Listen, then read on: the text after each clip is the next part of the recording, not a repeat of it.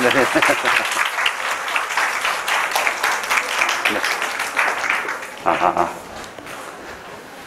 네. 네, 안녕하세요. 최훈입니다. 반갑습니다. 네네. 얘예요, 얘가 접니다. 네. 그래요. 네, 15년 전 사진이죠. 네네.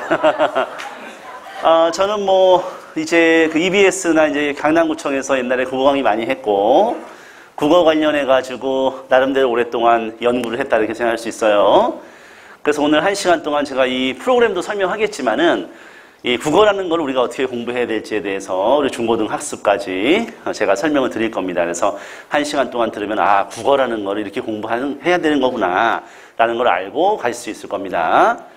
저는 구풀교육의 이제 대표고 지금 비파랑문이라는 초등 브랜드, 그 다음에 이제 구풀 국어학원이라는 브랜드를 운영하고 있는데 여기 연구소에서 이제 교재를 만들어요. 그래서 교재를 이제 굉장히 그 신경을 많이 써서 만들고 있다. 예. 자, 그러면은 넘어가서 현재 중학교 1학년 그 밑에 아이들 중1부터 초6, 초5 아이들이 대상인 그 2028 대입제도에 대해서 제가 그 간단하게 설명을 드릴 건데 이 방향은 확정된 게 아닙니다. 이거는 그 방향이에요. 확정은 2024년도에 이제 확정이 됩니다. 예. 그래서 잠깐만요. 예. 이 배터리가 없는 것 같네, 이게? 예. 혹시 있습니까? 다른 거? 그걸 바꿀게요. 네네네. 그래서 이제, 2024년도에 이제 2년 후에 확정이 되지만은 이 방향만 보자면 현 중1이죠. 그렇죠? 현 중1 아이들, 이제 초6, 초5, 초3, 초4 이런 애들이에요. 내신은 이제 고교 학점제가 이제 확정이 됐단 말이에요. 그렇죠? 요거는 확정이 된다면은 그 내신은 이제 반드시 이제 절대평가를 해야 된다 이거예요. 근데 절대평가 하면은 대학에서 내신은 별로 신뢰를 안 할 거예요. 왜 그러냐? 지금 중학교에서 절대평가를 하고 있습니다. 90점만 넘으면 A를 준단 말이에요. 그렇죠? 근데 절대평가가 반에서 한 25%, 30% 정도 된단 말이에요. 그러면은 이걸 이제 고등학교 올라가면 상대평가예요. 이거는 4%까지 1등급이고, 그 밑에 이제 7%, 11%까지 2등급이고 이렇습니다. 그러니까 중학교 때 90점 넘어서 A 받던 애들이 고등학교 올라가면 1에서 이제 4등급까지 나눠지게 되는 거예요. 그래서 중학교 때 A였는데 왜 고등학교 올라가서 우리 애가 그 4등급 나와요? 이렇게 얘기하는 거는 이런 시스템을 잘 몰라서 그러는 거예요. 그리고 고등학교 올라가서도 계속 이제 절대평가에 익숙해져가지고 점수가 몇 점이냐를 굉장히 집착을 많이 하는데 고등학교 올라가면 점수가 아니고 이 상대적인 퍼센테이지로 이제 점수를 매기게 되는 거예요. 그런데 요렇게 만약에 이제 절대평가로 바꿀 수밖에 없어요. 고교 학점제를 하면은 절대평가로 바꿀 수밖에 없는데 그러면은 대학은 내신 안 보죠. 그럼 수능만 잘 보면 되는 거예요. 그런데 그럴 수는 없으니까 고등학교 1학년이 이제 그 선택 과목이 별로 없단 말이에요. 공통 과목만 공부하니까 요거를 상대평가로 하고 여기를 절대평가로 해서 요렇게 내신하자. 그렇게 된다고 하면은 이제 가장 중요해지는 거는 내신에서는 고1 내신이 중요해지는 거예요. 그렇죠? 그럼 어떻게 되는 거예요? 중3 때가 이제 중요해지게 되는 거죠. 중3 때 고1 내신을 거의 끝내고 올라간다. 이런 생각으로 공부를 해야 되는 거예요. 그렇죠? 그리고 고2, 3 때 절대평가니까 절대평가도 중요하긴 하지만은 그래도 이제 중요도가 뚝 떨어져 버리는 거예요. 그래서 요렇게 되면은 좀 다소 좀 기형적이죠. 그렇죠?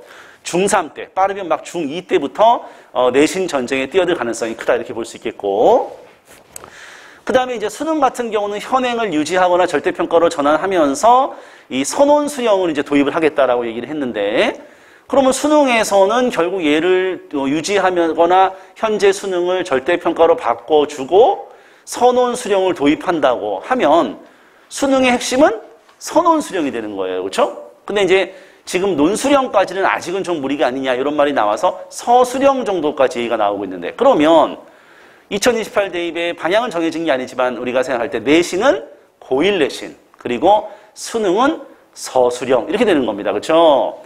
그러면 서수령이니까 막 두려운데 국어에서 그러면은 서수령은 뭐냐? 뭐가 필요하냐? 뭘 외워야 되냐? 뭘 달달달 암기해야 되냐? 그건 아니고, 국어는 모든 문제가 지문에서 출발을 하고 그 지문들은 대체적으로 처음 본 지문인 경우가 대부분입니다. 수능에서는. 그래서 이 처음 본 지문을 이해하는 능력이 국어의 핵심 능력이에요. 어떤 글이 나와도 다 읽을 수 있어야 되는 거예요. 이걸 우리가 독해력이라고 하는 거고, 그리고 이제 문제를 주어졌을 때 과정을 논리적으로 이해하고 판단할 수 있니? 이걸 우리가 사고력이라고 하는 거예요. 결국 서술형 국어 시험에서 중요한 건 이 독해력과 사고력이라고 할 수 있는 거죠. 그렇죠? 국어는 정말 순수하게 독해력, 사고력이다. 예. 수학하고 영어는 암기 과목. 그렇게 생각해요, 저는. 네, 그래서 어쨌거나 독해력, 사고력을 갖추면 해결이 되는 것이다. 이런 얘기예요. 2028 대입에서. 제가 2028 대입을 준비한 다음에 애들을 중3부터 고1 내신을 많이 시키겠습니다. 네, 그리고 독해력, 사고력 요 훈련을 많이 시킬 거예요. 2028. 근데 확정된 건 아니고, 그러면 현재 입시는 어떻게 돼 있냐? 현재 입시하고 뭐 엄청나게 달라지겠어요? 항상 본질은 동일한 거예요. 그럼 현재 입시를 한번 보면 현재 대입에서는 내신과 수능으로 대학을 가게 돼 있는 겁니다. 내신이라는 거는요, 일단 기본 문제가 한 8, 90% 나와요. 이런 문제는 무슨 문제냐? 성실하게 암기하면 맞출 수 있는 문제들이에요. 근데 이런 문제는 사실상 내신 대비 기간 5주, 한 달 반 정도 동안 달달달달 암기하는 게 중요한 거예요. 왜냐하면 이거를 뭐 미리 사실 1년 전에 공부를 한다고 해도 어차피 잊어버립니다. 이런 건 단편적인 암기 내용이기 때문에. 그래서 우리가 이런 것들을 한 달에서 한 달 반의 기간 동안 전 과목을 계획을 세워서 암기하는 훈련을 열심히 해야 된다. 언제 해야 되냐? 중학교 때 하는 거죠. 중학교 내신에서 하는 거예요. 중학교 내신은 뭐 대학교 때 반영되는 것도 아니고 별로 중요하지 않아. 중학교 내신은 안 해도 돼. 이거는 잘못된 생각이에요. 중학교 때 요 훈련을 하는 겁니다. 전 과목을 한 달에서 한 달 반을 체계를 세워서 대비하는 연습을 중2, 3 때 열심히 해야 고등학교 1학년 올라가서 얘가 이제 그 습관대로 공부를 하게 되는 거지. 중학교 때 내신 대비를 그냥 대충 하고 말이야. 그렇게 했던 애가 어떻게 고등학교 때 내신 관리 잘할 수 있겠어요. 그렇죠? 중학교 때는 이런 기본 문제 정도만 출제가 되기 때문에 이것만 잘 공부를 하면 A가 나와요. 근데 고등학교 때는 아까 얘기했다시피 90점 넘는 애들을 대상으로 변별을 해야 됩니다. 90점 넘는 애들을 1에서 4등급으로 잘라야 돼요. 그래서 고등학교 내신에서 나오는 건 바로 변별력 문제인 거예요. 이게 바로 뭐냐? 낯선 지문과 선택제 개념을 적용하는 거예요. 처음 보는 거, 막 선택제 개념을 지가 찾아내야 되고 이런 걸 우리가 독해사고력이라고 하는 겁니다. 그래서 고등학교 때는, 중학교 때는 독해사고력이 떨어져도 성실한 아이면 점수가 잘 나와. 근데 고등학교 올라가서는 이제 4등급, 5등급 떨어질 수밖에 없는 게 바로 이런 문제 때문이다. 요 능력의 차이에서 오는 것이다. 이렇게 볼 수 있습니다. 물론 성실하게 암기하는 것도 어렵습니다. 그렇죠? 예, 어떻게 보면 얘가 더 어려울 수 있어. 이 성실성이라는 거. 그래서 요거를 중학교 때 내신 대비를 하면서, 솔직히 중학교 때 내신은 대입하고는 전혀 상관이 없죠. 전혀 상관이 없어요. 대입하고는. 그러나 요거를 훈련하고, 그리고 이제 중학교 때 그 내신 기간에 애들이 사실 내신 기간에만 폭발적으로 공부를 하거든요. 애들이. 그러면서 많은 내용을 암기하면서 실력이 향상되는 겁니다. 사실은. 고등학교도 마찬가지예요. 수능만 준비한다면서 내신을 열심히 안 하는 애들이 있는데 그건 잘못된 생각이에요. 내신 기간에 공부량이 많기 때문에. 그래서 내신도 결국 이래. 그럼 현재 수능에서는 공통과목 문학과 독서라는, 이 독서는 이제 비문학이라고 하는 게 있어요. 선택 과목의 언어는 문법이 문법, 매체는 안 중요하고. 그 다음에 이제 선택 과목 화법과 작문이 있습니다. 말하기와 글쓰기. 그러면은 뭐가 중요합니까? 선택 과목이 중요합니까? 공통 과목? 공통 과목이 중요해요. 공통 과목 중에서는 뭐가 수능에서 어렵게 출제되냐? 독서가 어렵게 출제가 됩니다. 그래서 우리 애들은 고등학교 2학년까지 너 뭐가 어려워? 그러면 저는 문법이 어려워요. 저는 문학이 어려워요. 이렇게 얘기를 하다가 수능에서는 독서를 틀리는 거예요. 예.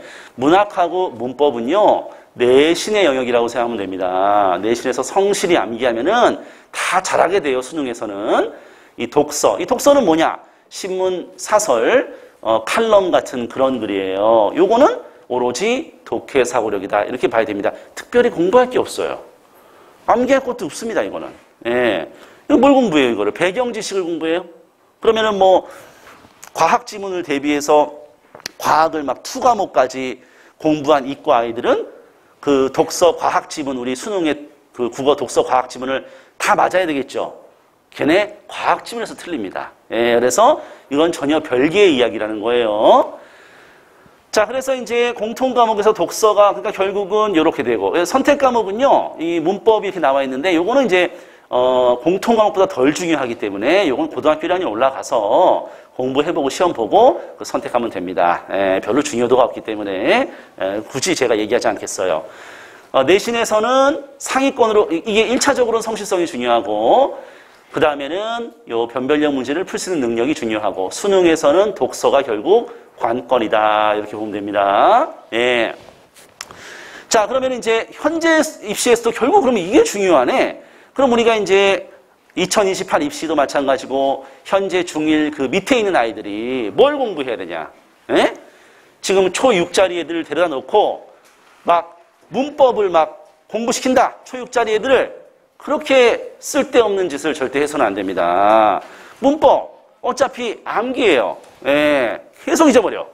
그래서 음운의 변동, 자음동화, 국외음악 뭐하러 가르쳐요? 그런 거를 가르쳐봐야 다음 달이면 잊어버릴 텐데 독해 사고력은 계속 가는 거예요. 이거는 단편적인 지식은요. 나중에 윤회정의 개념의 나비 효과 들으면 채워지는 거예요. 그거는 예, 그 강의는 최고의 강의입니다. 그러나 그건 지식을 채워주는 강의죠. 그런 거는 독해 사고력은요. 그렇게 채워질 수 있는 게 아니잖아요. 그렇죠?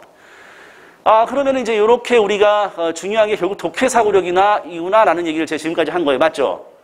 다 사실 알고 있었던 건데 지금 학부모님들이 제가 굉장히 긴 시간 동안 입시를 굳이 끄집어내면서 설명한 것 같은 느낌이 들지만 결국은 본질이 이거다. 선행이라고 하면서 뭐 애들한테 뭐 문법 가르치고 막 문학 가르치고 막 고전시가 이런 건 필요가 없는 얘기라는 거죠. 그러면 어떻게 우리가 독해 사고력을 키울 수 있느냐? 그 방법은 뭐냐? 정답은 나와 있죠. 독서죠. 그렇죠? 예. 계속 뻔한 얘기가 지금 이어지고 있네요. 그렇죠? 독해 사고력 다 알고 있는 거 뻔한 얘기. 그 다음에 그걸 할 수 있는 건 독서. 이렇게 뻔한 얘기를 계속 그래요. 독서를 그러면 이제 하면 독서를 그럼 어떻게 해야 되냐? 독서를 이제 이런 애들이 있습니다. 책을 다양하게 읽어 일단은. 다양하게 읽고요. 읽다가 자기가 좀 어려운 책은 어려운 부분 읽다가 이해가 안 되는 부분이 나오면 못 넘어가. 끝까지 그걸 이해하고 넘어가야 돼, 얘는. 그래서 막 3번, 4번 읽어, 그 부분을. 그래도 이해 안 되면 막 엄마 아빠한테 가서 물어봐. 이게 뭐냐? 뭐 채권이 뭐냐? 뭐 이러면서. 예, 주식이 뭐냐? 막 물어봐. 그런 아이들이 독서만 가지고 승부가 나는 애들이에요. 아시겠죠? 0.00001% 정도 될 겁니다. 제가 봤을 때는. 예. 그래서 그런 아이들이 독서로 승부가 나는 거고, 대부분의 아이들은 이제 독서를 그렇게 못한단 말이에요. 뭐 만화책이나 좀 읽다가 뭐 어쩔 수 없이 읽으라 그러니까 대충 이제 줄거리 파악하듯이 읽는 거예요. 그렇죠? 그런 아이들을 위해서 이제 우리가 독서 논술 학원을 보내게 되죠. 결국에는 어차피 뭐 책도 안 읽고 그냥 학원을 가서 책 일주일에 한 권씩이라도 읽어봐.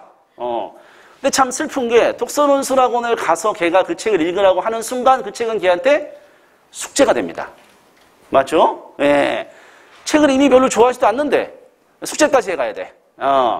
그래서 이제 저도 이 초등 독서 논술 이쪽에서는 별로 크게 관심이 없어가지고 중고등, 고등에 관심이 많아가지고 하다가 이제 우리 그 당시 초등학교 3학년이던 우리 아들을 이제 우리 동네에 독서 논술 학원에 이제 보낸 거죠. 유명하다는 테스트 막 봐서 가는 그런 학원에 집어넣었어요.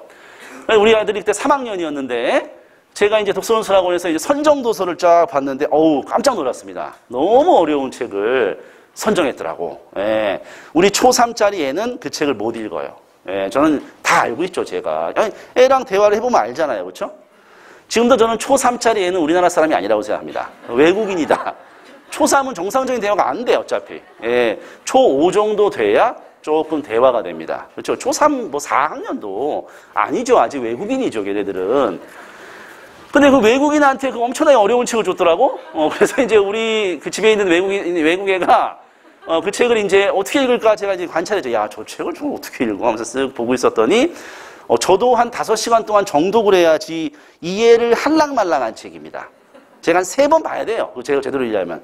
근데 우리 아들이 외국인인데도 불구하고 학원 가기 2시간 전에 책을 쓱 꺼내더니 휙 읽고 가는 거예요, 학원을. 우리 아들이 뭐 천재인가? 아이고, 외국인인데 뭐. 그래가지고 갔는데 이 학원에 전화가 왔어, 선생님한테. 우리 아들이 너무 잘한다는 거죠. 제가 그 얘기를 들으면서 참 속으로 아이고, 책도 하나도 이해 못하고 갔을 텐데 잘하긴 뭘 잘해. 뭐 잘할 수 있죠. 책 안 읽고요, 인터넷에서 줄거리만 찾아가도요, 독후감 쓸 수 있어요. 논술 외모 써, 대충 꾸적이면 돼요. 토론? 쥐 생각 막 떠들면 돼, 그냥. 예, 말 잘하는 놈이 토론 잘하는 놈처럼 보여. 우리 아들 그렇게 했겠지, 가가지고. 예. 그래서 그걸 잘한다고 생각한 거야, 선생님은. 잘못된 생각이죠. 그래서 저는, 야, 저렇게 책을 읽어가는데 뭔 도움이 되겠어? 독서논술하고는 책은 읽는 게 핵심이야. 그 학원이 그 책을 선정했다는 거는 우리 애가 그 책을 이해될 때까지 3번이든 4번이든 정확히 읽어오기를 바라고 그 책을 선정했을 거야. 하지만 대부분의 아이들은 월요일은 다음날에 수학학원 가야 되니까 수학 숙제를 합니다. 화요일은 다음날 영어 수학학원 가서 영어 숙제를 해요. 수요일은 다음날 또 수학학원 가서 수학 숙제를 합니다. 목요일은 또 영어학원 가서 또 영어 숙제를 해요. 금요일은 또 다음날 영어 수학이라서 또 수학 숙제를 하고, 토요일이 되면 국어학원도 숙제가 있었네? 하면서 책을 끄집어낸단 말이에요. 이런 애들한테 무슨 3번, 4번을 읽길 바래. 뻔히 아는데 우리가 피차간에 서로. 그렇죠? 예. 그래서 제가 그만둬라 이렇게 얘기를 합니다. 그만둬라. 그건 무의미하다. 이렇게 읽는데 뭔 의미가 있어. 그래서 제가 보니까 그래, 너무 빨리 내가 휴대폰을 줬구나 너한테. 일찌감치 줬어요, 휴대폰을. 그래서 이미 유튜브와 게임에 익숙해진 아이한테 더 이상 이제 안 되는 거죠. 그래서 이게 한계가, 이게 독서라는 게 참 우리가 좋은 교육이죠. 하지만 한계가 있다. 그래서 문해력이라는 거를 제가 보완한 거예요. 왜 독서라는 거를요, 교보문고에서 두꺼운 책을 사서 읽는 것만 독서예요? 신문, 사설같이 짧은 글을 정확하게 읽어내는 것도 똑같이 독서예요. 왜 그건 독서가 아니에요? 다만 두꺼운 책은 얘가 집에서 얼마나 성실하고 정확하게 그 책을 읽었는지 우리가 확인하는데 한계가 있어요. 하지만 짧은 글은 정확하게 이해하고 반복적으로 읽게 훈련을 시키는데 우리가 훨씬 더 확실하게 쉽단 말이에요. 그렇죠? 우리의 전문 분야고. 그래서 제가 문해력을 넣은 거고, 그 다음에 여기에 가장 큰 문제는요, 이 레벨과 평가가 없다는 겁니다. 가끔 이러시는 분들이 있어요. 독서를 어떻게 평가하냐? 독서나 독해사고를 어떻게 평가해? 이런 말씀 많이 하시는데, 그럼 대학은 어떻게 독해사고력 국어 평가해서 애들을 뽑습니까? 대학은? 예, 당연히 평가해야죠. 그렇죠? 레벨 평가가 없으면 애들은 왜 공부를 해요?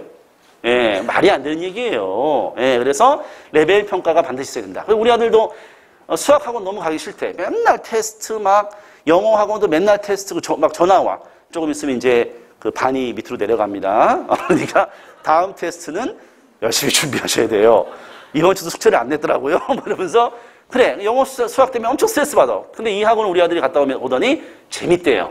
예, 재밌지. 없으니까 재밌지. 예, 얘네들만 무슨 어떤 휴식을 취하는 휴식처처럼 영어 수학에 지친 영혼을 여기서 달랜다. 약간 이런 느낌으로 가는데 그러면 안 되죠. 레벨 평가 없으면 공부 안 하죠, 누구라도.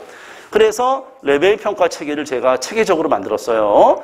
그 다음에 니네 문해원 다니면은 정말 그 독해력, 문해력이 정말 향상이 돼. 어떻게 증명할 거야? 예, 증명을 해야 되잖아요, 우리가 사실은. 당연히 목표가 있어야 돼요. 그러면 정말 순수하게 독해사고력 평가가 뭐냐라고 했을 때 저는 이 수능이라고 생각을 한 겁니다. 수능이 바로 정확한 독해사고력이다라고 생각한 거예요. 이게 바로 이 공통과목이다라고 저는 판단을 했습니다. 왜 그러냐?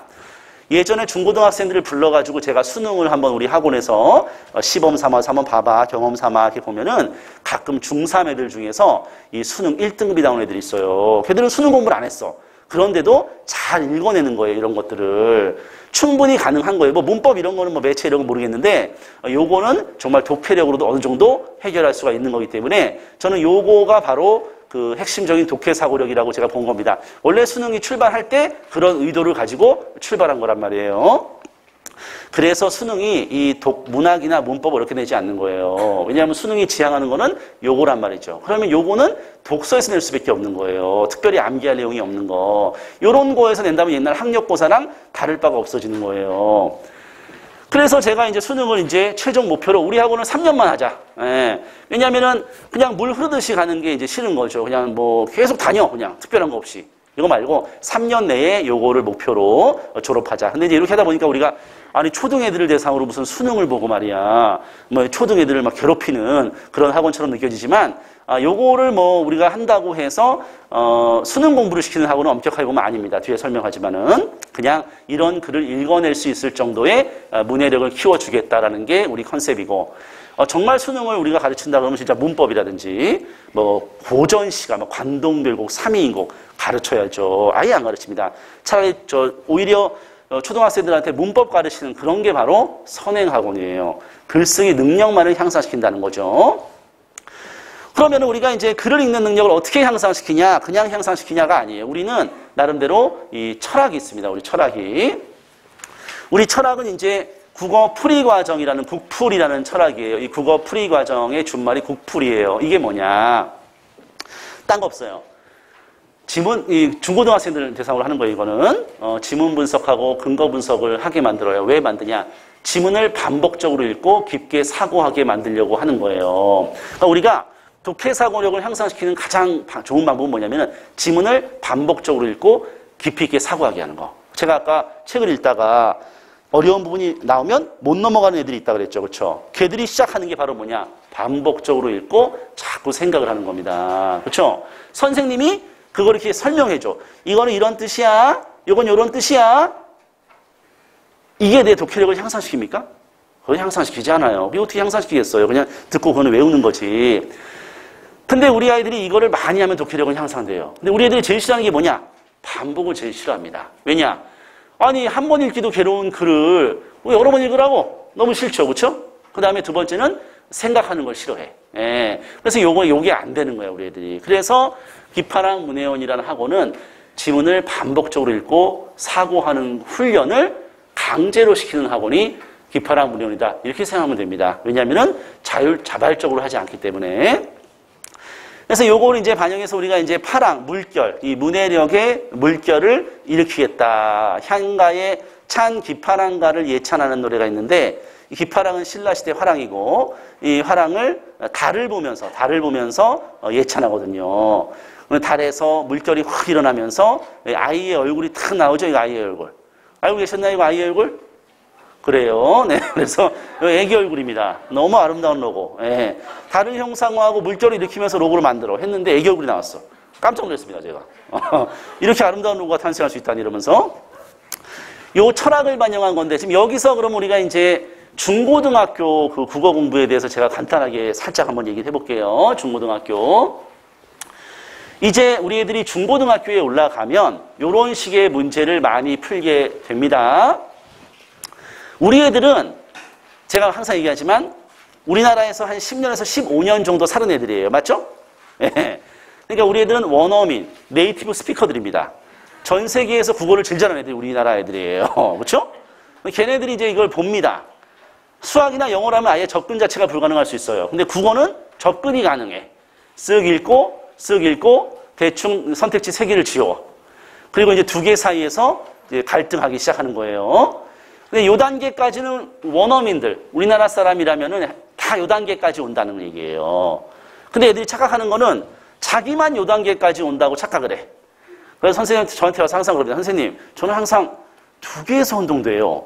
라고 얘기하는데 그 말 속에는 내가 3개의 선택지를 지우는 능력이 있어. 약간 요런 그 자신감이 느껴져, 제가. 그러면 제가 뭐라 그러냐면은 다 2개에서 혼동돼. 제가 이렇게 설명합니다. 모든 아이들이 2개에서 혼동돼. 만약에 네가 3개에서 혼동된다면 말이지 너는 외국인이야. 저렇게 얘기합니다. 그럼 다 그래요? 이래. 다 그래. 그러면 2개에서 갈등하다가 50%의 확률로 찍는 거예요. 요 단계까지는 다 오거든 우리나라 사람이기 때문에. 미국인이 아니기 때문에 찍어. 근데 맞았네? 동그라미 크게 쳐. 그리고 넘어간단 말이에요. 그 애를 불러요, 제가. 일로 와. 풀었어? 네, 몇 분 걸렸어? 5분이요. 오케이. 풍설 뜻이 뭐야? 설명해봐. 아, 다 필요 없고 너 이거 조주리 플리트 한 장 주제가 뭐야? 주제도 모르고 풀 수가 없거든요. 도저히. 주제 뭐야? 몰라. 그래? 1번은 왜 답이 아닌지 한번 설명해봐. 몰라. 너는 아무것도 몰라. 찍었네 50%의 확률로?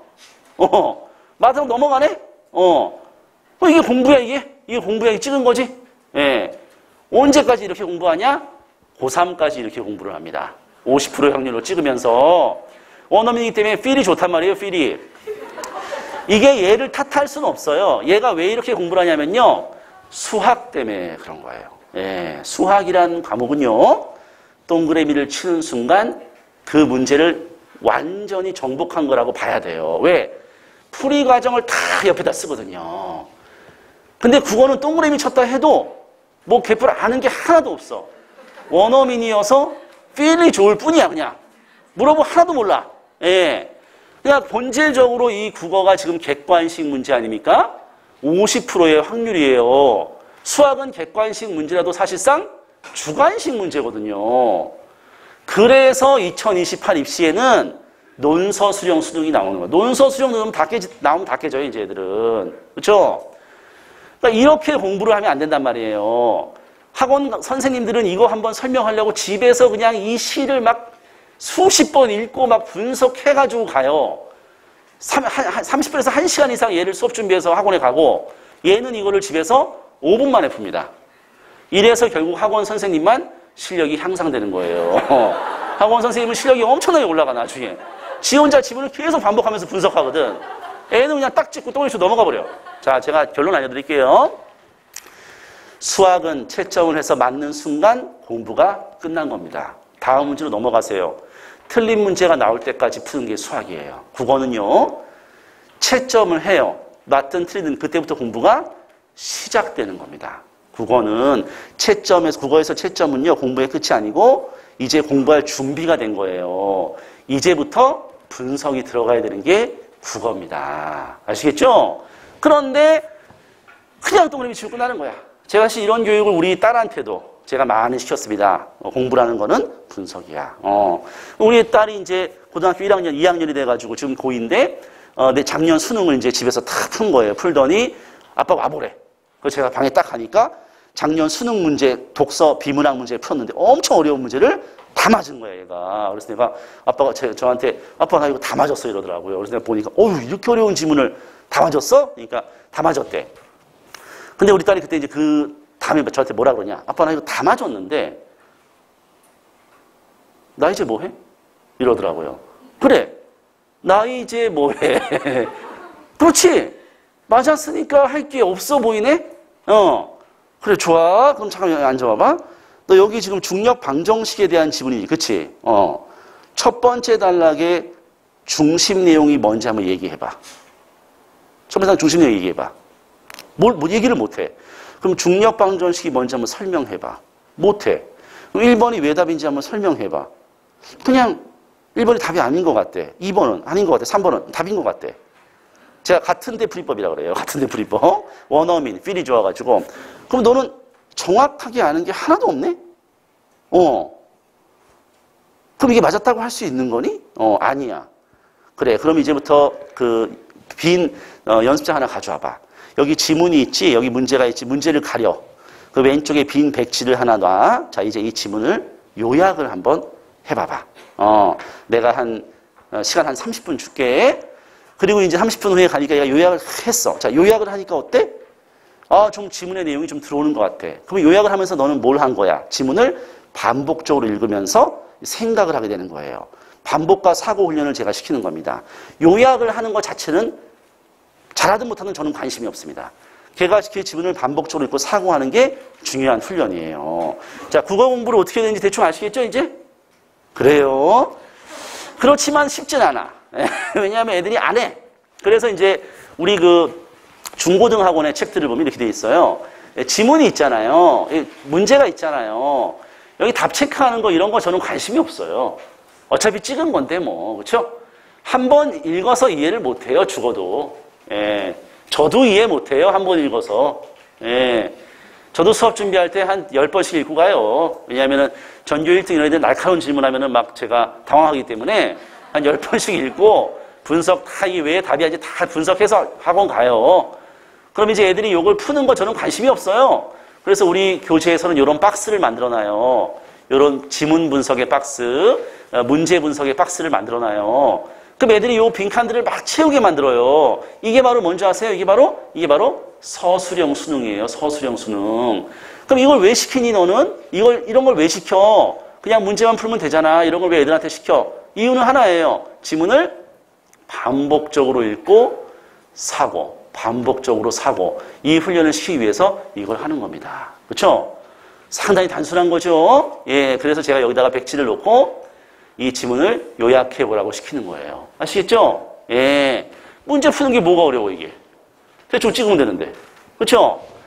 자, 그래서 그런 게 이제 국풀학습법이다. 아, 국풀학습법이라는 거는 결국 반복과 사고 훈련이구나. 이렇게 생각하시면서 우리 학원의 프로그램으로 들어가겠습니다. 프로그램 들어가기까지 뭐지 시간이 막 한 40분 지났네? 자, 그러면 프로그램은 간단하게. 프로그램은 별게 없으니까. 자, 이게 레벨입니다. 아, 얘가 이게 이제 화랑의 계급이에요. 화랑의 계급. 제일 높은 계급이 기파랑, 제일 낮은 계급이 선랑입니다. 예, 제가 이 이름을 짓고 나서 이름을 너무 잘 지은 거예요. 이거 어떻게 멋있게 지었을까 하면서 막 뿌듯하는데 우리 아들이 다니거든요. 우리 아들은 이걸 똥파랑이라고 불러요. 똥파랑. 근데 우리 아들이 이 이름을 누가 지었냐는 거야. 그러니까 내가 지었잖아. 그래서 아빠가 지었어. 그랬더니 너무 구리다고 이게.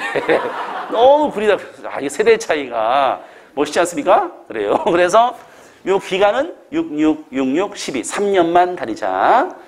교재 수준이 높아. 무학년제예요. 섞어들어 애들이. 예. 제가 생각할 때는 4학년 때 우리 아들이 3학년이었으니까 4학년 때 입학해서 6학년 때 졸업을 하거나 5학년 때 입학을 해서 중1 정도로 제가 생각을 한 겁니다. 저는. 예. 우리가 내신을 하지 않아요. 3년의 목표를 가지고 가기 때문에. 그래서 무학년제로 했는데 근데 이제 중학교 현재 6학년이나 중1 애들 같은 경우는 그러면 선낭반 들어오면은 중3 때 졸업하네? 그래서 초6이나 중1 아이들이 들어오게 되면 우리가 걔들은 머리가 크잖아요. 그래서 걔들은 우리가 2개월마다 테스트를 보거든요. 월반을 시킵니다. 월반을. 물론 성적이 빨리 향상되면 그래서 어떻든 최종 단계를 밟을 수 있게 도와주는데 성적이 이렇게 커트라인이 있는데 30점은 최소 넘어야 이 가장 낮은 선낭반에 들어올 수 있다. 예. 그러면 30점은 우리가 32문제거든요. 그럼 32문제면 대충 찍어서 4-5문제 맞출 수 있어요. 그렇죠? 풀어서 4-5문제만 맞으면 됩니다. 그럼 4-5문제도 못 풀어서 걔가 만약에 그러면 이제 선낭반은 떨어지게 돼요. 요게 이제 응시자들의 한 30-40%가 떨어집니다. 이게. 예. 그래서 그럼 30점 못 맞는 애들이 어떤 애들이냐? 제가 쭉 관찰해봤더니 걔네들은 수학 영재들이 많더라고. 수학 영재들이 국어를 너무 싫어해. 수학은 딱딱 떨어져. 국어는 뭐 너저분해. 그래서 30점을 못 넘은 수학 영재들 있잖아요. 수학에 집중하면 됩니다. 예, 수학이 메인이에요. 나중에 한번 가보세요. 문과도 수학 안 되잖아요. 지금 대학 절대 못 갑니다. 예, 지금 이과하고 문이과 수학을 지금 통합해가지고 하고 있잖아요.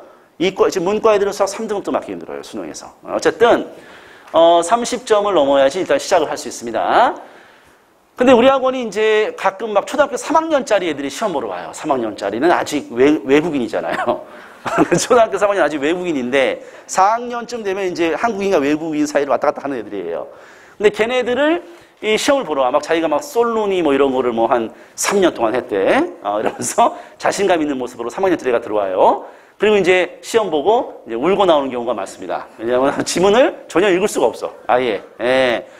그래서 이제 우리 학원에 전화가 와. 야, 니네 웬 고등학생이나 풀 수 있는 문제 내놓고서 말이야. 초등학교 애들을 말이야, 괴롭히고. 뭐 하는 짓이야? 이렇게 생각할 수 있죠. 그렇죠? 그래서 저도 애기들이 막 학원에 오면은 안쓰러워, 막. 애를 막 괴롭히는 것 같아. 그래서 항상 얘기합니다. 교육을 시키고. 시험이 엄청 어려운 시험이야. 고등학생들, 형, 누나들이 푸는 시험이니까 너는 그냥 편안하게 네가 풀 수 있는 문제만 풀면 돼. 4-5문제만 풀면 돼. 요거거든요. 그런데 우리는요, 3년 동안요, 2개월마다 시험 보는데 그 시험이 입학 테스트면서 동시에 진급 시험이에요. 그 3년 동안 18번의 시험을 칩니다. 2개월마다. 그 18번의 시험이 모두 난이도가 똑같아요. 예, 그래서 내가 처음에 이 학원에 올 때 그 똑같은 난이도의 시험을 30점 맞았어. 근데 내가 3년 다닌 후에는 똑같은 난이도의 시험 18번째 시험을 80점을 맞게끔 만드는 게 목표인 거예요. 난이도는 매일 똑같은 거야. 그러니까 최종 목적지를 시험 보는 거야, 얘는. 시작할 땐 3점으로 들어왔지만 졸업할 땐 똑같은 난이도의 시험을 80점 맞는 거야, 얘가. 그 시험은 어떤 아이들은 3점 맞고 들어오겠죠. 그렇죠? 그래서 우리가 그렇게 출제를 하는 거지 뭐 괴롭히려고 막 이러려고 한 게 아닙니다. 그러면 이제 문학적 문해력 3년과 비문학적 문해력 3년을 들으면 이 수능을 보면서 졸업을 하는 건데 그러면 한 3년 다니면 졸업하겠구나. 또 그건 아니에요. 그러면 공부를 애들이 열심히 안 하지. 선낭만에 들어오려면 30점을 넘어야 돼요. 그 다음에 6개월 후에 6개월 동안 우리가 6개월 동안 진급 시험을 3번 봐요. 그래서 화랑으로 올라가고 또 원화로 올라가고 또 국선으로 진급하고 또 기파랑으로 진급하고 무려 5단계를 통과해야 여기에 올 수 있어요. 요 애들만이 이 시험을 졸업시험으로 보는 겁니다. 쉽지가 않아요. 참고로 당시 4학년이던 우리 아들은 그 화랑반에 들어갑니다. 아주 뛰어나죠? 예. 화랑반에 들어가서 2개월 다니고 학원을 그만둡니다. 예. 너무 어렵다고 그러면서 학원을 그만둬요. 그래서 그만두고 6개월을 쉬어요. 그리고 다시 시험을 봐가지고 화랑반으로 들어가. 예. 근데 우리 아들이 4학년 1월 달에 우리 아들과 4학년 7월 달에 우리 아들은 좀 다르더라고요. 제가 보니까. 6개월마다 이 초등학생들은 성장을 합니다. 그래서 저는 이렇게 생각하는 거죠. 야, 열심히 할 수 있는 상황이 안 되면 그만둬, 학원을. 저 그렇게 생각해요. 뭐 걸쳐놔. 뭐라도 하겠지. 뭘 해요, 그게. 숙제를 열심히 하지 못할 거면 학원을 그만두는 게 낫습니다. 그만두고 수학에 집중해. 수학이 중요하니까. 그리고 준비가 되면 와서 해. 뭐 걸쳐서 물 흐르듯이 흘러가. 나중에 성적은 안 나와. 그게 뭐예요? 그게 학원이 존재할 이유가 없는 거죠. 그렇죠? 예. 자, 그러면서 우리 작년에 그래서 우리가 지금 오픈한 지 한 1년 반밖에 안 됐어요. 대치동, 목동에 오픈한 지 1년 반 됐어요, 지금. 예. 막 한 10년 된 학원 같잖아요, 지금. 근데 1년 반 돼서 아직 여기 들어온 애들이 아직 졸업을 못 했습니다, 지금. 예, 충격적이죠. 근데 작년에 어이없이 기판항반을 만들지도 않으려고 했는데 어이없이 여기에 작년에 1월 달에 7명이 들어온 거예요. 80점을 맞은 거야. 정말 넣고 싶지 않았습니다. 그런데 여기 7명이 들었는데 그놈들을 그래서 우리가 1년 후에 졸업시험을 봤어요. 무슨 놈이 학원에 1년 다녀, 학원을. 잘못 만들어가지고. 그래가지고 좀 잘하는 애들은 1년 만에 이제 우리가 졸업을 시켜야 돼. 걔들을 그래서 이제 1년 가르친 다음에 우리가 수능을 한번 본 거죠, 수능을. 그랬더니 아이고야, 세상에 뭔 일이야. 우리 그 고3 애들도 막 3등급, 4등급, 막 5등급 나오는 판인데 초6짜리, 5짜리 애들이 막 이렇게 나와버리면 어떡해. 예, 그런데 얘네들은 뭐 사실 원래 여기로 들어온 애들이니까 천재죠. 그렇죠? 천재고. 예, 얘들은 이제 책을 읽다가 못 넘어가는 애들. 예, 0.00001% 애들이고 이제 요놈들이 이제 결국에 그 3년 후에 아직도 1년 만 남았어요. 얘네들 졸업하려면 이놈들이 몇 점 나올까 그게 중요한 거죠. 그렇죠? 그래서 뭐 어쨌든 가능은 하다. 이게 불가능한 건 아니다. 이런 얘기입니다. 그 다음에 이제 신입생들은 입학 테스트를 떨어지면 2개월 후에 시험을 봐야 돼. 예. 우리가 2개월마다 시험 보니까. 예. 그래서 탈락을 할 수 있다. 예. 입학 테스트 성적 유효 기간은 6개월. 그러니까 합격하면 6개월 동안에 입학을 할 수 있습니다. 우리 그 전국의 어느 지점을 가도 돼요. 예, 이동이 가능합니다. 그 다음에 그러면 떨어지면 뭐하니? 보통은 시중에 독해력 문제집을 풀더라고요. 괜찮아요, 독해력 문제집 푸는 거. 그러나 생각해 보세요. 독해력 문제집도 왼쪽에는 지문이 있고 오른쪽에는 문제가 한 5문제 보통 있잖아요. 그럼 애들이 이제 지문을 쓱 읽고 3번 같은데, 4번 같은데, 2번 같은데, 1번 같은데, 5번 같은데 이거예요. 5번 틀렸네? 해설지 보고 5번은 여기 4문단에 있었네? 밑줄. 숨은 그림 찾기 합니까 지금? 예. 이런 공부가 뭔 도움이 돼 이게. 이렇게 하는 애들이 누구냐? 언제까지 이렇게 하냐? 고3까지. 예, 고3까지 이렇게 보세요 이제. 나중에 재수생들 재수종합반에 가보면은 모의고사를 매일 푸는 애들이 있어. 국어를 모의고사 매일 풀어. 그럼 내가 야 뭐하니? 그럼 저는 모의고사를 매일 한 해보씩 풀어요. 매일 하면서 막 엄청나게 자기가 공부한다고 생각해. 저는 그거 보면서 에이그 쉽게 공부하는 방법을 선택했구나 이렇게 생각합니다. 모의고사 3번 같은데 4번 같은데 5번 같은데 1번 같은데 그게 뭔 공부야 그게. 고통스럽지도 않아 그거는. 수학은 모의고사 풀려면 풀이 과정을 다 써야 됩니다. 엄청 고통스러워요. 그거는 뭐 다 찍고 앉아있는 건데 옆에서 딱 뻔히 보이는데 뭐 그거 공부하는 거 의미 없어 그거는. 절대 성적 향상 안 돼요. 예. 그래서 그런 식의 학습은 의미가 없고 차라리 그런 지문들을 요약을 하거나 그렇죠? 이렇게 하는 게 훨씬 도움이 된다. 과정 그럼 2개월 후에 입학 테스트 보면은 과정 중간에 입학할 수 있잖아요. 큰 문제는 안 되게끔 어차피 성적에 따라 입학을 하기 때문에 그렇게 준비를 해놨고요.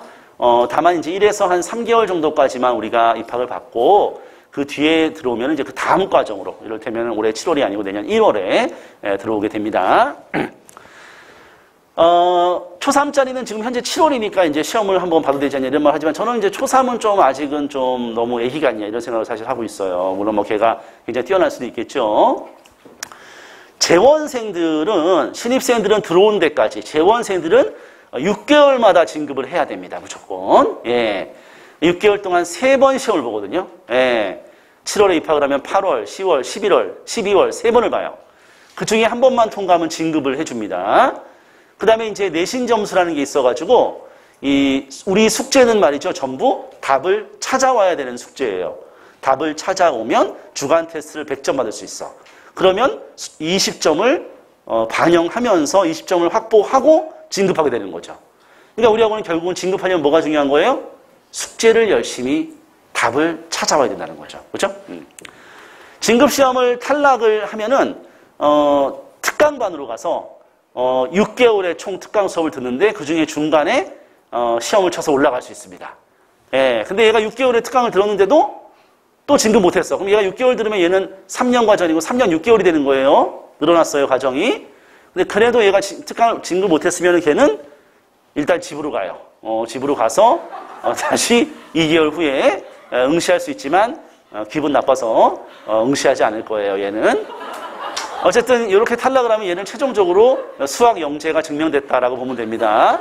그럼 수학에 승부를 걸면 됩니다. 그 다음에 이제 완성하면은 수능을 이제 졸업시험으로 보는데, 그러면 수능 3등급이 목표인데 3등급 안 나오면은 수강료 3년치 전액 환불해주나?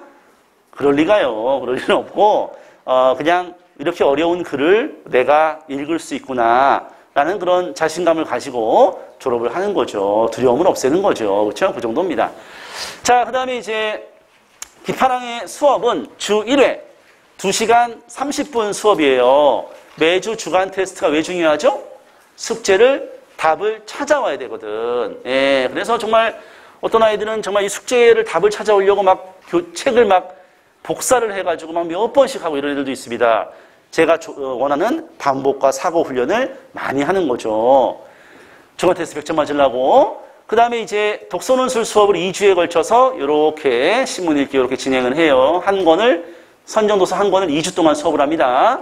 문해력 수업을 이렇게 문해 개념 워크북 서바이벌 하는데, 워크북 서바이벌은 이제 수업 마지막에 요 정답을 찾아야 집에 갈 수 있는 거예요. 그럼 애들이 빨리 집에 가려고 정답을 찾으려고 그냥 지문을 계속 읽는 거죠. 아주 아름다운 장면이 여기서 이제 펼쳐지는 거예요. 하지만 얘가 그렇게 쉽게 집에 갈 수 있을까요? 쉽게 집에 못 갑니다. 그래서 클리닉이 또 정답 못 찾은 애들이 계속 정답을 찾고 앉아 있어야 돼. 그래서 우리 학원은 주일에 2시간 30분 수업이에요. 하지만 3시간 수업이다라고 보시면은 적당하다라고 보면 되고요. 그러면 3시간 너무 길지 않아? 우리 학원 수업이 지루하다는 학생은 제가 본 적이 없습니다. 지루하지 않습니다. 순식간에 지나가 버려요, 수업이. 너무 재밌는 수업. 인터넷 찾아보면 의외로 재밌다는 애들이 많습니다, 우리가. 물론 그만두는 애들도 많아요. 자, 그래서 교재 관련해서는 제가 간단하게 교재를 그냥 보여주고, 어차피 교재가 여기 있는데 이 교재를 빨리 보여주고 끝낼게요.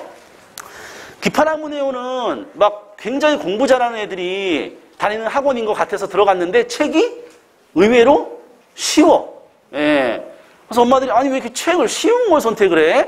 이렇게 많이 말씀을 하십니다, 실제로. 근데요, 우리가 뭐 책 어려운 거 선정을 못해서 하는 건 아니잖아요, 그렇죠? 총균세 던져주면 되지. 다음 주까지 읽어봐. 이렇게, 그렇죠? 왜 못해? 하면 되지. 근데 저는 이렇게 생각했죠. 우리 애들에게 아까 독서는 더 이상 이제 학원에 온 순간 걔는 그게 숙제가 되잖아요. 그렇죠? 그리고 이제까지 독서 습관이 잡혀있던 애들 있잖아요. 그 애들은 학원 안 다녀도 됩니다. 혼자 그냥 쭉 책 읽으면 돼요. 걱정 안 해도 돼요. 근데 대부분 안 잡혀있는 애들이 많다 이거야. 제가 봤을 때. 그 애들한테 막 어려운 책 던져줘서 읽어오라 그러면은 그걸 일주일에 한 3번 반복해서 읽어야 되는데 그렇게 안 읽어온 거 아니에요. 어차피. 그리고 저는 이 독서 습관을 초등학교 고학년이나 중1 때까지 독서 습관을 못 잡았다. 그러면 걔 인생에서 독서는 없을 수도 있다고 생각합니다. 걔 인생에서 남은 건 오직 유튜브랑 게임밖에 없을 수도 있다라고 판단하거든요. 얘들이 저는 그래서 이제 이렇게 이야기책 중심의 신간 좀 재밌는 책들을 많이 선정하려고 노력을 많이 했어요. 애들이 읽다가 보면 책도 재미가 있네? 나름대로? 이런 생각을 하게 된다면 성공이라고 봅니다, 저는. 예, 그래서 이렇게 선정을 했습니다. 그 다음에 이제 우리 교재가 이렇게 쭉 나와 있는데, 선랑도 이게 첫 교재니까 요거 보시면 됩니다. 요런 거 잘못 보셨다가 이제 학원 이제 안 다니게 돼요. 예, 그래서 요거를 보세요, 꼭. 요거 교재는 다 치워주세요, 이제. 예, 그리고, 여기 독서논술하고 이제 문해력이 있는데, 교재 내용을 제가 빠르게 한번 볼게요. 독서논술의 신문 읽기, 예, 선정 도서와 관련된 신문 읽기 수업. 배경 지식, QR코드를 클릭해서 영상을 보면서 선정 도서와 관련된 배경 지식 수업. 사실적 이해는 책을 읽고 그 책의 내용을 숙제로 해오는 숙제입니다. 이 사실적 이해를 얘들이 풀어오지 않았다면 얘가 책을 성실히 읽었다고 판단하지가 않는 거죠. 물론 애들이 선생님 제가 책은 읽었는데 요거는 제가 못 해왔어요 라고 한다면 우리는 그건 책을 읽지 않았다라고 판단하면서 수업에 참여시키지 않는다. 예. 그러면 야 너 책 안 읽어서 집에 가 이게 아니고 책을 못 읽을 수도 있는 거죠. 그렇죠? 근데 책을 못 읽은 애를 수업에 앉혀놔. 그리고 수업을 진행해. 뭐 하는 거예요 이게? 책을 안 읽은 애를 데리고 수업을 진행하는 건 뭐 하는 겁니까? 걔를 뭐 고문하는 거예요? 내가 돈 벌어먹으려고 하는 거예요? 잘못된 생각이죠. 걔는 수업 얼마든지 책을 못 읽을 수 있는 애예요. 걔 영어 수학 학원 다니라고 바빠. 수학 영재야 걔가. 그러면은 옆 교실로 안내를 해서 요거를 읽어. 시간이 없었구나. 요거를 천천히 채워. 2시간 반 동안 열심히 하고 다른 날에 언제 시간 돼? 토요일 날 1시에 돼요. 그럼 그 수업으로 와. 그게 걔를 위한 거지. 책도 제대로 읽어오지 않은 애를 앉혀놓고 막 물어보면서 수업을 진행해버려. 그러면 걔는 게 뭐가 됩니까? 그렇죠? 그 아이를 위해서 옆 교실로 간다. 이렇게 생각하시면 됩니다. 추론적 이해도 역시 추론하면 선생님하고 같이 해결하는 게 독서논술의 1주차 수업이에요. 독서논술의 1주차 수업이 끝나고 2주차 수업에서는 토론, 찬성과 반대, 토론을 진행하는데 우리는 토론을 한 15분 정도만 진행하면서 발표와 반박 중심의 토론을 합니다. 토론을 1시간씩 막 하는 경우도 많고 그렇게 원하는 학부모들이 많은데 보통 토론이 1시간 되잖아요. 15분까지는 괜찮아요. 그 뒤부터는 거의 말장난으로 흐르는 경우가 많기 때문에 비효율적이라고 생각합니다. 창의적이라고 해서요. 조건에 맞춰서 수업 시간에 분석을 하고 개요 작성을 하고 집에 가서 글쓰기 노트에 1000자에서 1500자, 800자 이렇게 작성을 해오면은 선생님이 첨삭을 해줘요. 그런데 첨삭하는 거 이것도 첨삭해 하면은 뭐하냐? 엄마들이 이제 보고 아이고 선생님이 빨간 펜으로 열심히 첨삭해줬네 하면서 엄마는 좋아하고 애는 첨삭을 안 봐. 애는 관심도 없어. 이런 첨삭이 무슨 의미가 있겠어요. 그래서 우리는 2개월마다 애들을 오라 그래. 그래서 우리가 첨삭한 내용을 바탕으로 자기가 쓴 글을 고쳐 쓰기를 진행하는 거예요. 다시 쓰는 거죠. 아니 첨삭을 하는 이유가 그걸 바탕으로 다시 쓰라고 하는 거 아니에요? 선생님이 빨간 펜 해준 걸 이렇게 들다 보는 게 무슨 의미가 있냐고 이게. 기본적으로 보는 건 의미가 없어. 예. 이것도 결국 뭐예요? 반복과 사고 훈련이거든요. 그렇죠? 예. 그 다음에 이제 어휘. 우리 지금 어휘책 같은 걸 우리가 선물로 하나 줬죠. 파란색. 예, 드렸을 거예요. 안 주셨나? 그래 어쨌든 간에 있죠? 있구나. 예. 그 파란색 어휘책 같은 거는 이제 우리가 보통 학원에서 기억으로 시작하는 거 10개, 니은으로 시작하는 거 10개 외워와 이러면 애들이 엘리베이터에서 막 읽고 시험 보고 끝나는 거, 그렇죠? 무의미한 어휘가 바로 그런 겁니다. 예, 우리 학원 책이에요. 우리 기파학문회원은 선정도서에 있는 그 어휘를 우리가 다 선별합니다. 페이지마다 다 필요한 어휘들을 선별해서 그거를 자기가 읽은 책에서 어휘를 학습하게 하기 때문에 어휘력이 많이 향상이 될 수밖에 없고, 또 우리가 선정도서를 2주 동안 수업을 하기 때문에 2주차 때 올 때는 독서 퀴즈를 풀어와야 되는데, 여기에 이제 우리 숙제는 뭐라고 그랬죠? 답을 찾아와야 되죠? 그럼 애들이 답을 찾아와야 주간 테스트를 잘 보고, 주간 테스트를 잘 봐야 진급할 수 있죠? 그러니까 답을 찾아오려면 얘가 2주차 때 선정도서를 또 읽게 돼요. 답을 찾아와야 되니까, 그렇죠? 그래서 선정도서를 2주 동안 2번 읽게 만드는 거, 이른바 반복과 사고 훈련이죠? 요거를 시키는 것이고, 애들이 내용일치 문제를 별 생각 없이 OX를 풀어오죠? 답을 찾아오죠? 이 선택지는 사실 수능 30번 내용일치 문제 유형을 가지고 우리가 만든 거예요. 왜 꼭 수능 문제풀이를 통해서 우리가 그런 공부를 시켜요? 선정도서를 가지고도 얼마든지 문제 유형을 학습시킬 수가 있는 겁니다. 감상의 적절성이라는 문제 유형도 사실은 이런 식으로 애들한테 학습을 시켜서 수능의 문제 유형까지도 이 선정도서 독서논술 수업을 통해서 우리가 자연스럽게 애들한테 학습을 시키고 있는 거죠. 의문문이라고 해서 대부분 이제 문학적 개념을 공부한 다음에 문학 개념을 문제풀이를 많이 시키는데, 우리는 문학 개념을 가르쳐주고 이 선정도서에서 역시나 문학 개념을 찾을 수 있게끔 우리가 드라마를 보면서도 주동인물이구나, 반동인물이구나 판단할 수 있어야 되거든요. 그런 식으로 학습을 시킨다. 이렇게 독서논술을 학습을 시키고, 문해력 수업이 이제 매주 뒤에 조금씩 있는데 간단합니다. 문해 도구 14가지가 있어요. 14개의 문해 도구를 가지고 있으면 너는 어떤 글도 읽어낼 수 있어. 그 문해 도구 1번이 뭐냐면은 이 주어 서술어를 판단하는 거예요. 문장에서 주어 서술어 판단하는 게 의외로 어렵단 말이죠. 그럼 애들한테 이 문해 개념, 문해 도구 1번 주어 서술어를 학습을 시켜요. 매주 하나씩 학습을 시킵니다. 그럼 애들이 이제 요거를 주어 서술어 찾는 방법 이런 것들을 공부를 한 다음에 이제 이 문해 훈련이라는 이 워크북 서바이벌을 이제 끝내면 집에 이제 가는 거예요. 그래서 애들이 여기에 이제 한 30문제 되는 답을 찾으면 이제 집에 가는데, 대부분의 학원은 이렇게 수업을 하는 거예요. 얘들아 여기 주어 찾아봐. 그럼 애들이 우리는 비트코인은 국립공원은 고고학자들이 일반인들은 답을 찾아. 그럼 선생님이 이제 얘들아 답은 우리는 이야. 그럼 동그라미 치고 비트코인이야 동그라미 치고 국립공원 동그라미 치고 뭐 하는 거야 이게? 이런 공부를 왜 해요? 지식 배우려고? 예, 쓸데없는 공부죠. 예. 중요한 건 뭐예요? 이 문장을 정확히 이해했니? 이 문장 속에서 주체의 역할이 뭐야? 이런 걸 판단하는 게 중요한 거지. 답은 대충 찍으면 답이 나와요. 누가 봐도. 그렇잖아요? 우리 애들 원어민인데. 그래서 우리 학원은 주어 찾아. 그런 다음에 이제 앞에 나와 선생님한테 확인을 받아. 선생님이 딱 보니까 5번 하나 틀렸어. 그렇죠? 그러면은 5번 틀렸다는 얘기를 안 해주고 틀린 문제가 있으니까 다시 해봐. 이렇게 하는 거예요. 그럼 자기는 틀린 게 뭔지 모르고 돌아가서 다시 답을 찾아보는 거야. 그래서 지문을 또 읽고 얼마나 깊이 있게 공부하겠어요. 그렇죠? 처음에 하나 틀렸는데 두 번째는 다 틀려서 와. 예.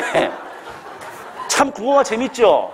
수학을 풀려고 그러면 애들이 수학은요. 나는 1, 2, 3, 4번 다 맞았고 5번 틀렸어. 수학은 대충 알아. 국어는 지가 뭘 쓰는지 몰라요. 예. 이게 국어예요. 그러니까 그렇게 문제 답만 찾듯이 공부하는 건 의미가 없는 거예요. 그래서 그렇게 하면서 애들이 결국 목적은 뭐예요? 지문을 여러 번 읽고. 애들이 진짜 이 문장을요, 답 찾는 거 중요하지도 않아요. 이 문장을 저는 애들이 한 1000번씩만 읽고 집에 가길 바랍니다. 다른 거 없습니다. 근데 애들이 정말 집에 가려고 열심히 정말 읽고 있는 거 보면 정말 아름답다. 이런 생각을 제가 하죠. 숙제 수업 시간에 우리는 일상에서 약자를 돕는 것은 옳다와 같은 도덕적 판단을 한다라는 주어는 우리는 이렇게 했잖아요. 집에 가서 숙제에도 똑같은 명제 판단이라는 숙제 똑같은 문장이 나옵니다. 수업 시간에 배웠던 문장이 똑같이 숙제에 또 나와. 계속 반복되죠. 근데 이 숙제는 뭐냐? 요 문장만의 정보를 가지고 요 문장에서 요 내용을 이끌어낼 수 있니? 요 문장에서 요 내용을 이끌어낼 수 있니? 그 OX를 판단하는 거예요. 우리 숙제는 뭐라고 그랬죠? 답을 찾아와야 돼요. 우리는 일상에서 약자를 돕는 것은 옳다와 같은 도덕적 판단을 한다라는 내용을 바탕으로 우리는 일상에서 도덕적 판단을 하며 살아간다. OX. 모든 선행은 도덕적 판단에 따라 이루어진다. OX. 조금 뭔가 아리까리해요. 그렇죠? 사고력 훈련이에요. 추론 훈련입니다. 자, 그러면 이제 여기서 애들이 이제 이 숙제를 이제 요 단계에서 이제 우리 아들이 학원을 그만둡니다, 이제. 여기서, 못하겠다. 그만둬요. 그래서 제가 만든 게 숙제 클리닉. 예, 숙제 클리닉을 전부 다 만들어라. 주중에 시간을 깔아놓고 애들 보고 학원에 와서 숙제를 하라 그래. 선생님들은 답을 알려주지는 마. 근데 어느 정도의 그 힌트나 이런 가이드를 주면서 애들이 좀 학습을 하게끔 도와줘. 요게 숙제 클리닉이에요. 우리 아들이 그만두면서 제가 만든 거예요. 제가 아까 수능에서 독서가 핵심이라고 얘기했죠. 수능에서 비문학 독서, 비문학이 가장 어렵다 이거야. 그럼 비문학이 왜 어렵냐라고 한마디로 얘기하면요. 명제 판단이 어려운 겁니다. 예, 요 능력이 있으면 수능 비문학을 정복하게 되는 거예요. 그래서 이렇게 우리가 숙제를 하고 애들이 요 문장들 수천 번씩 읽었어. 수업 시간에 워크북 때도 읽었던 문장이야. 숙제하면서도 읽었어. 여기에 근데 어려운 단어들 많이 나오죠. 수천 번 읽었던 그 문장에서 그 어려운 단어들이 또 뒤에 정리가 되어 있습니다. 어휘라는 거는 자기가 읽은 문장이나 글에서 어휘를 학습하는 거죠. 그래야 내 어휘가 돼요. 그래서 우리 학원이 어휘력이 급상승한다고 얘기하는 거예요. 예, 어휘력 하나만 해도 엄청나게 향상이 됩니다. 이런 식으로 우리가 이제 수업을 하면서 입학 테스트, 이제 내일부터 시작해요. 예, 편안하게 보세요, 그냥. 예, 뭐 떨어지면 어때요? 수학 영재인데. 그리고 뭐 6개월 후에 들어가면 어때? 뭐 그게 중요해요. 6개월 후에 들어오는 게, 2개월 후에 들어오는 게. 중요한 거 아니에요. 우리 아들도 뭐 그만두고 6개월 후에 다니고 그러잖아요. 그렇죠? 그래서 테스트 편안하게 보시면 돼요. 떨어질 수도 있지 뭐. 근데 애가 좀 이제 떨어지면 약간 상처를 받죠. 예. 근데 뭐 어차피 영어 수학에서 많이 익숙해 있지 않나요? 그래요. 그 다음에 주간 테스트 숙제 검사를 하면은 이제 피드백 문자를 이제 매주 전송해 줍니다. 주간 테스트 반평균 점수 이런 거, 주 미통과 이유 이런 거. 주중 클리닉은 아까 제가 얘기했죠. 숙제 클리닉. 요거는 이제 2개월마다 와서 고쳐쓰기 클리닉. 그렇죠? 예. 그래서 과제 클리닉 요거 숙제 힘든 애들 학원에 한번 데려다 주세요. 그 다음에 논술 고쳐쓰기 2개월마다 집에 쭉 선생님이 하고 요런 것들이 요런 거 다 무료로 진행이 되는 겁니다. 우리 애들이 우리 학원에서 공부를 잘 해나갈 수 있게끔 도와주는 거. 요런 거 게시를 최대한 많이 하라고 합니다. 제가 우리 애들이 동기부여가 되고 자신감 얻을 수 있도록 조금만 점수 오르면은 다 붙여라 그냥 벽에다가. 그 다음에 이제 막 찍어줘. 그러면서 상품권 막 날려 하면서 이제 칭찬을 먹고 살죠. 우리 애들은 칭찬을. 예. 그 다음에 이제 시간표는 이제 표준 시간표. 그래서 대체적으로 이제 이렇게 깔려 있는데 레벨이 나와야죠. 레벨이 나와야 그에 맞게끔 다닐 수가 있는 거죠. 예, 수업은 한 3시간 한다고 생각하고. 자, 우리 학원이 그래서 이제 이런 식의 이런 프로그램을 가지고 어떤 국풀이라는 철학을 가지고 우리가 그 철학을 적용해서 교재를 만들었고 그걸 가지고 우리가 실질적으로 문해력을 끌어올려가지고 한번 애들이 글을 읽는 자신감을 얻게 한번 만들어 보겠다라고 해서 제가 만든 겁니다. 예. 제가 뭐 설명한 내용 다 이해 가셨죠? 그래요. 국어는 채점을 한 이후에 공부가 시작되는 것이다. 반복과 사고 훈련을 많이 해야 독해 사고력이 향상된다. 이 두 가지를 제가 지금까지 장황하게 설명했습니다. 제가 또 끝나고도 뭐 질문할 거 있으면 저한테 와서 질문하시면 되고, 일단 우리 원장님이 최종적으로 입학 테스트 뭐 이런 거, 수강료 뭐 이런 거 안내하고 마무리하도록 하겠습니다. 저는 여기서 끝내도록 하겠습니다. 수고하셨습니다. 네.